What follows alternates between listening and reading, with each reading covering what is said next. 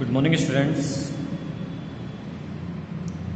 आज जो है इस टॉपिक में हम बात करेंगे कि मिसेल का निर्माण,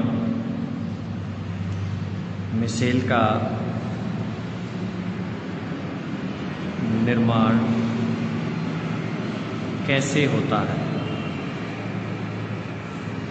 मिसेल फॉर्मेशन की बात करेंगे। तो देखिए, इसके लिए हम एक सबसे बेस्ट जो उदाहरण है वो है साबुन जो कपड़ा धोने की प्रक्रिया है उसका। तो साबुन का जो विलयन है वो भी क्या है, एक कोलाइडी विलयन है। साबुन जो है सोडियम स्टेरेट होते हैं, सोडियम स्टेरेट। ये सोडियम स्टेरेट का फॉर्मूला है C17H35 COO। ये सोडियम स्टेरेट है। ये आयनों में टूट जाता है जब इसको जल में घोला जाता है। तो ये जब जल में घोलेंगे तो आयनों में टूटेगा, स्टेरेट आयन देगा C17H35 COO- और Na+।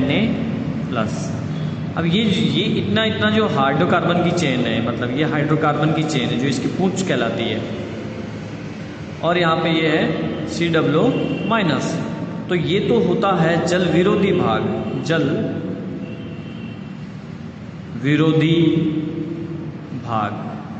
इतना।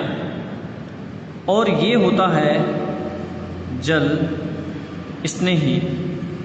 तो जब साबुन से कपड़े धोते हैं उस समय ये स्टेरेट आयन जो है, जल विरोधी भाग और जल स्नेही भाग, मैल जो होता है, तेल की बूंद मान लीजिए, इसको चारों तरफ से बहुत सारे अणु घेर लेते हैं। जल स्नेही भाग बाहर की तरफ होता है और जल विरोधी भाग अंदर की तरफ होता है।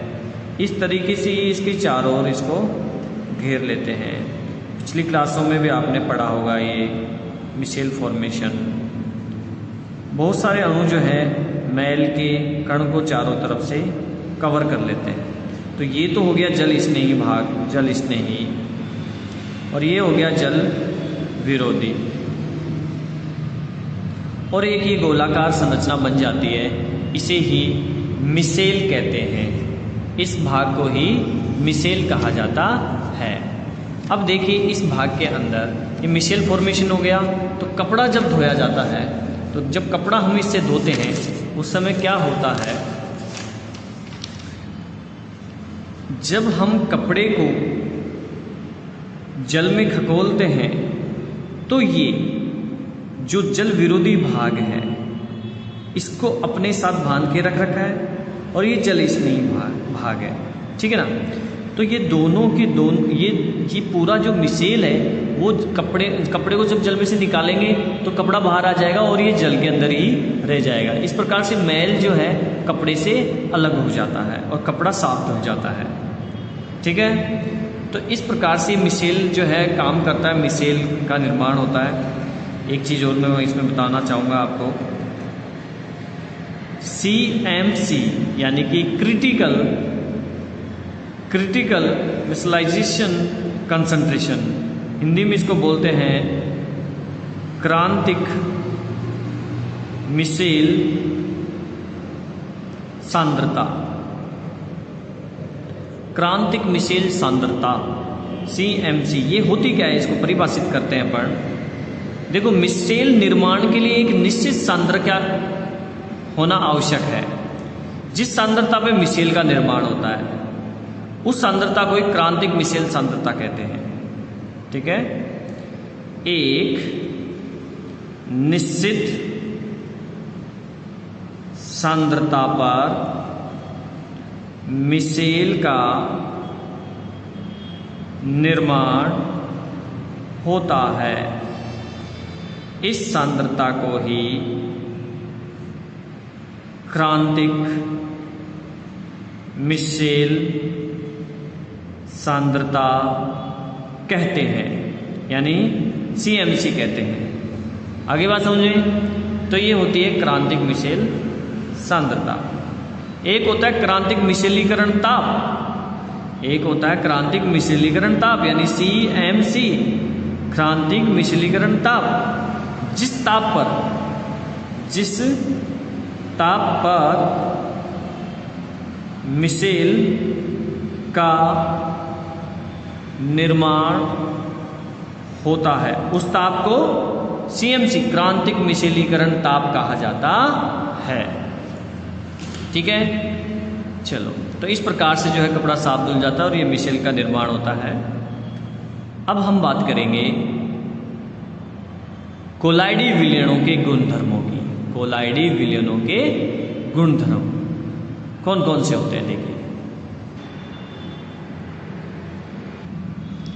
कोलाइडी विलयनों के गुणधर्म। कोलाइडी विलयनों के गुणधर्म।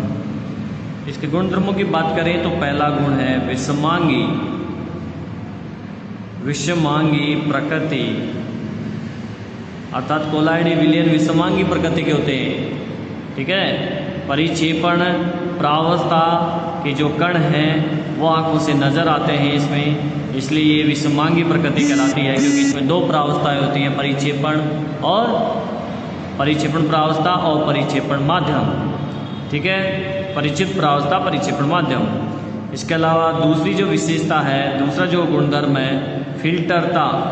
फिल्टरता, अब ये जंतु जो फिल्टर पत्र होता है, फिल्टर पत्र इससे तो छन जाते हैं, लेकिन जो जंतु झिल्ली है इससे नहीं छनते।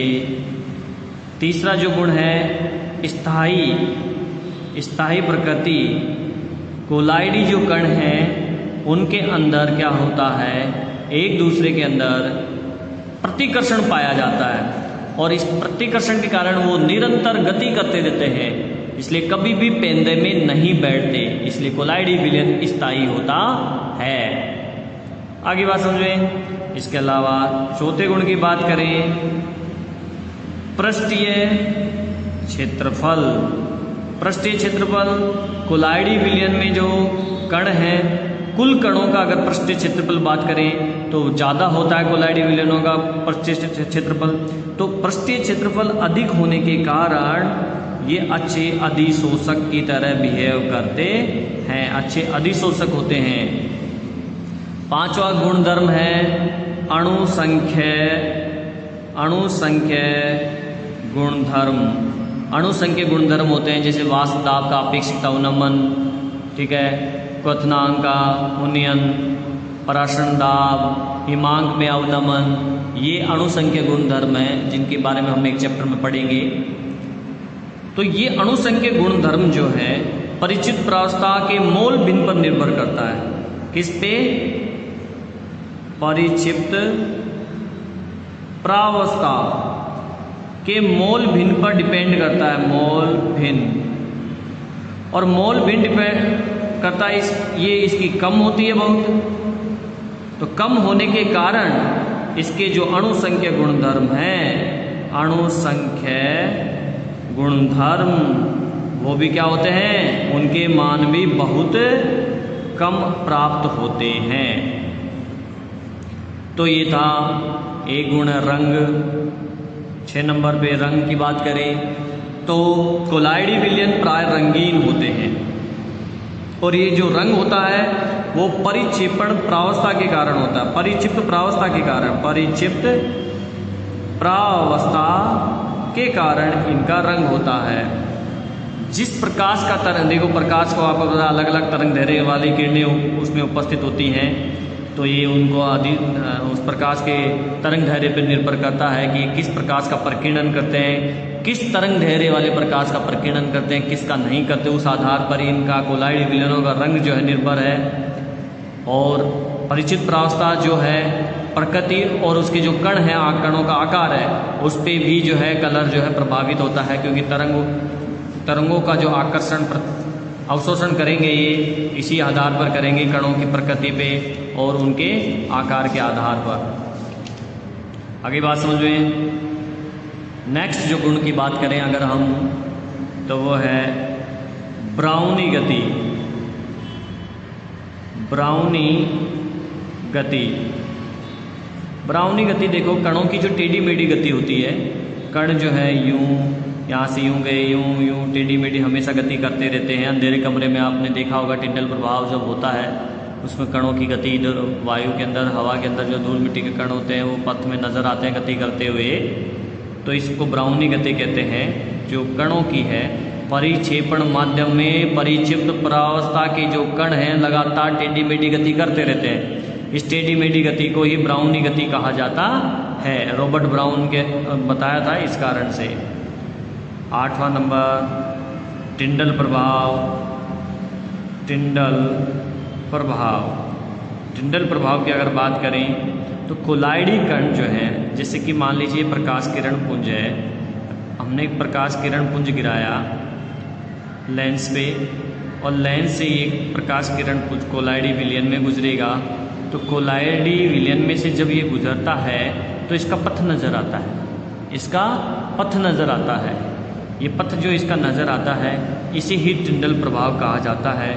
ये फैराडे और टिंडल नामक वैज्ञानिकों ने बताया था, इसलिए इसको टिंडल प्रभाव या फैराडे प्रभाव कहा जाता है। तीव्र प्रकाश का किरण पुंज जब कोलाइडी विलयन में से गुजारा जाता है तो उसका पथ नज़र आता है, क्योंकि इस कोलाइडी विलयन के जो कण हैं उस प्रकाश का क्या कर देते हैं, प्रकीर्णन कर देते हैं, जिसके कारण से उसका पथ नज़र आता है। जबकि वास्तविक विलयन है, अगर कोई विलयन वास्तविक है तो उसके अंदर से जब प्रकाश गुजरेगा तो उसका पथ नज़र नहीं आता है, क्योंकि इसमें छोटे कण होता है और ये जब कोलाइडी विलयन में कणों का आकार बड़ा होता है इसलिए। अब टिंडल प्रभाव आपने देखा होगा, अंधेरे कमरे में जब सूर्य का प्रकाश किसी छिद्र में से अंदर प्रवेश करता है तो वो पथ नज़र आता है उसका, या घने जंगल के अंदर सुबह के समय जब प्रकाश की किरणें गिरती हैं तो घने जंगल के अंदर भी टिंडल प्रभाव उत्पन्न होता है। तो ये प्रकाशिक गुण जो है इसका टिंडल प्रभाव हो गया 7वां नंबर। इसके अलावा 9 नंबर में बात करें तो वैद्युत गुण। वैद्युत गुण के अंदर देखिए जो कोलाइडी कण हैं उन पर आवेश होता है, बिल्कुल होता है। परिक्षेपण पर भी उतना ही आवेश होता है जितना परिक्षेपणावस्था में होता है। तो ये कणों पर आवेश जो होता है परिक्षेपण माध्यम में मान लीजिए प्लस है तो परिक्षेपण प्रावस्था में माइनस है, दोनों बराबर होते हैं, जिसके कारण से एक दूसरे को उदासीन कर देते हैं और विलयन उदासीन हो जाता है। विलयन क्या हो जाता है, उदासीन हो जाता है। ठीक है, तो इसी आधार पर विलयन को हम 2 प्रकार में बांट सकते हैं, धनात्मक कोलाइडी विलयन और ऋणात्मक कोलाइडी विलयन के अंदर। आगे बात समझ में।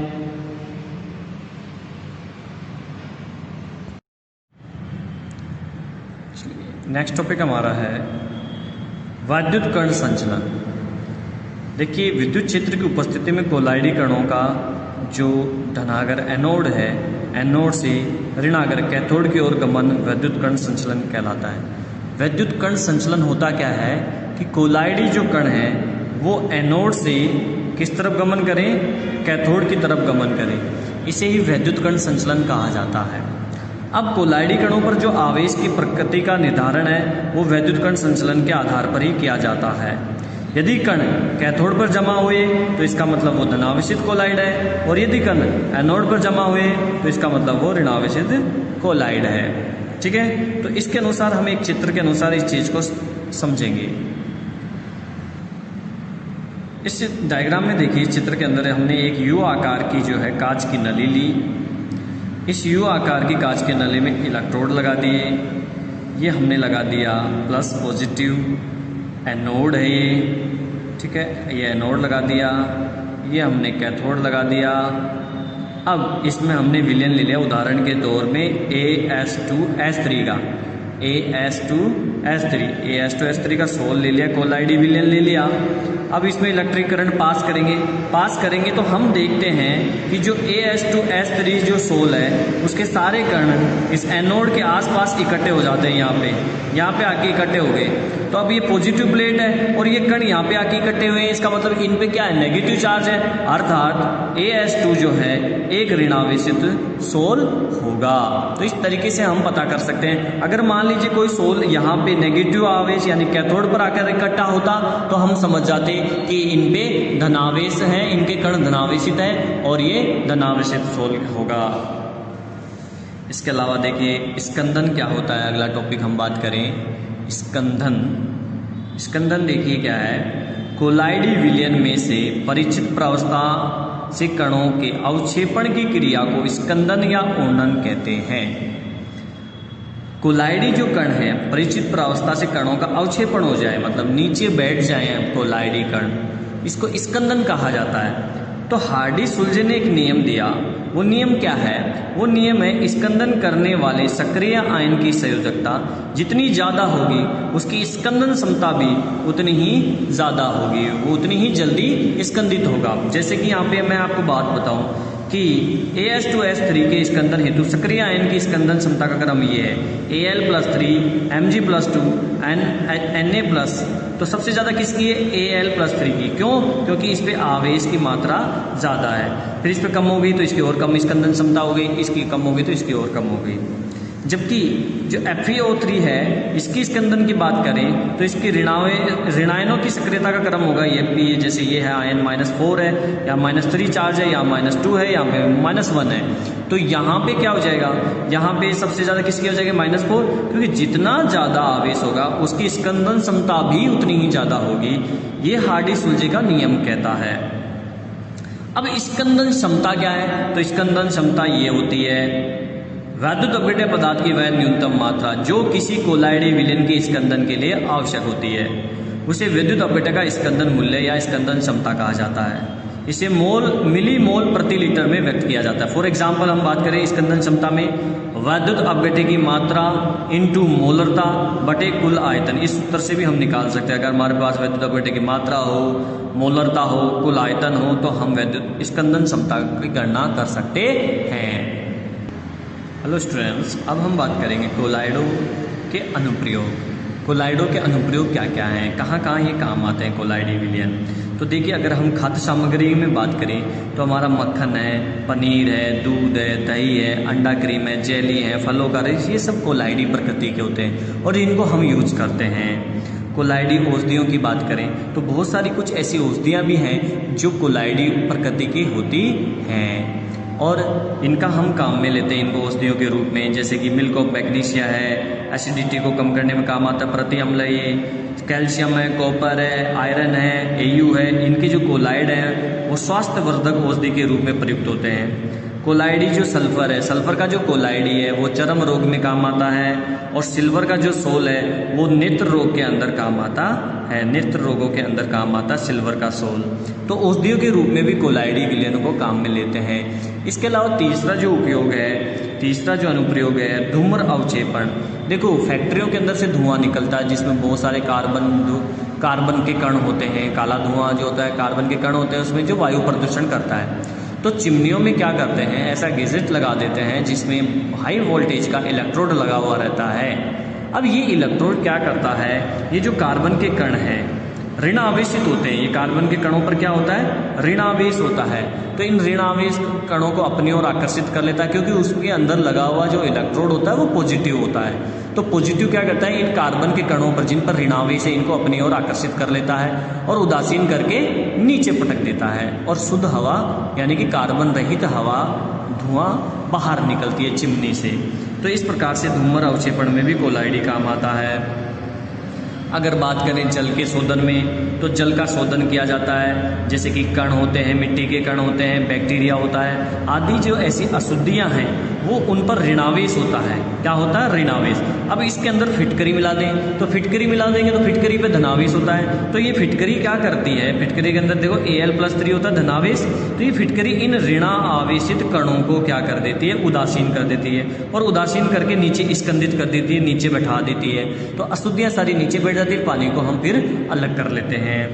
इसी प्रकार से रक्त का थक्का जमना है, त्वचा पर मामूली खरोंच आदि के कारण से रक्तस्राव होने लग जाता है। अब रक्त बहने लग जाता है तो रक्त भी एक कोलाइडी प्रकृति का होता है, रक्त भी कोलाइडी प्रकृति का होता है। तो ये क्या करता है, हम क्या करें, रक्त के जब रक्तस्राव को रोकें तो FeCl3 का विलयन या फिटकरी लगाएं, पोटास एलम का प्रयोग करें। इससे क्या होगा कि ये FeCl3 या पोटास एलम में पॉजिटिव आयन होता है और रक्त के अंदर नेगेटिव, ये उदासीन करके उसको जमा देते हैं, स्कंदित कर देते हैं और रक्त का थक्का बन जाता है। नेक्स्ट अनुप्रयोग है फोटोग्राफी में। जिलेटिन पोटेशियम ब्रोमाइड के विलयन में AgNO3 सिल्वर नाइट्रेट का विलयन मिलाने पर AgBr के कण जो है निलंबित हो जाते हैं, अवक्षेपित हो जाते हैं। फोटोग्राफी में काम आ गया ये कोलाइडी विलयन। डेल्टा निर्माण की बात करें तो डेल्टा का जो निर्माण, डेल्टा नदियों द्वारा बनाया जाता है। जब नदी समुद्र के अंदर मिलती है तो डेल्टा के निर्माण करती है। वो जब समुद्र के अंदर मिलती है तो अंगुलियों के पंजे जैसे, ये पंजे अभी मेरी संरचना दिख रही है, कुछ ऐसी संरचनाएं बनती हैं, ठीक है। तो इनको जो है डेल्टा बोलते हैं। अब इनका निर्माण कैसे होता है? नदी के अंदर जो है बहुत सारी अशुद्धियाँ होती हैं, कंकर, मिट्टी के पत्थर आदि ये चीज़ें होती हैं, ठीक है। इन कणों पर क्या होता है? ऋणावेश होता है। और ये ऋणावेशित कण समुद्र जल के अंदर जो विद्युत अपघट्य है उसके संपर्क में आते हैं तो अवक्षेपित होकर नीचे बैठ जाते हैं। और जहाँ पे नीचे बैठने के कारण वहाँ की ज़मीन थोड़ी ऊंची हो जाती है और पानी साइड में से बहने लगता है, फिर और ऊंची हो जाएगी वहाँ पे तो पानी और साइड में से बहने लगता है। इस प्रकार से बहुत सारी नालियों के रूप में पानी नदी का समुद्र में जाके गिरता है और एक जाल का निर्माण हो जाता है। इसे ही डेल्टा कहते हैं। आकाश का नीला रंग, आकाश का नीला रंग भी जो है कोलाइडी प्रकृति के कारण होता है, क्योंकि हमारा जो वायुमंडल है वो एक कोलाइडी तंत्र है। इसके अंदर धूल मिट्टी के कण हैं, जलवाष्प है, नमी है, हवा है। तो ये एक एरोसोल है। ये क्या है? एक एरोसोल है। तो जब प्रकाश की किरणें इसमें से गुजरती हैं तो ये नीले रंग का प्रकीर्णन कर देते हैं, बाकी सभी कणों को क्या कर लेती हैं? बाकी सभी रंगों को अवशोषित कर लेते हैं, बस नीले रंग का प्रकीर्णन कर देते हैं, जिसके कारण से हमारी आंखों तक नीला रंग पहुंचता है और हमें आकाश नीला दिखाई देता है। वर्षा का निर्माण भी कुछ ऐसे ही होता है। जलवाष्प और वायु मिलती है तो एरोसोल बनता है, ठीक है। ऊपर जाती हैं तो ठंड होती है, ठंड के कारण ये एरोसोल जो है, ये जलवाष्प के कण जो है लिक्विड में कन्वर्ट हो जाते हैं और लिक्विड में कन्वर्ट होने के बाद में भारी हो जाती है जल की बूंदें और नीचे गिरती है बरसात के रूप में। इसके अलावा चरम उद्योग में काम आता है, स्याही निर्माण में काम आता है, रबड़ उद्योग में काम आता है, वाहित मल का निष्कासन, साबुन की प्रसालन क्रिया आदि में इसका उपयोग किया जाता है कोलाइडी प्रकृति का। इसी के साथ चैप्टर फिनिश हुआ। आपको फिर कोई प्रॉब्लम है तो आप डिस्कस कर सकते हैं मुझसे।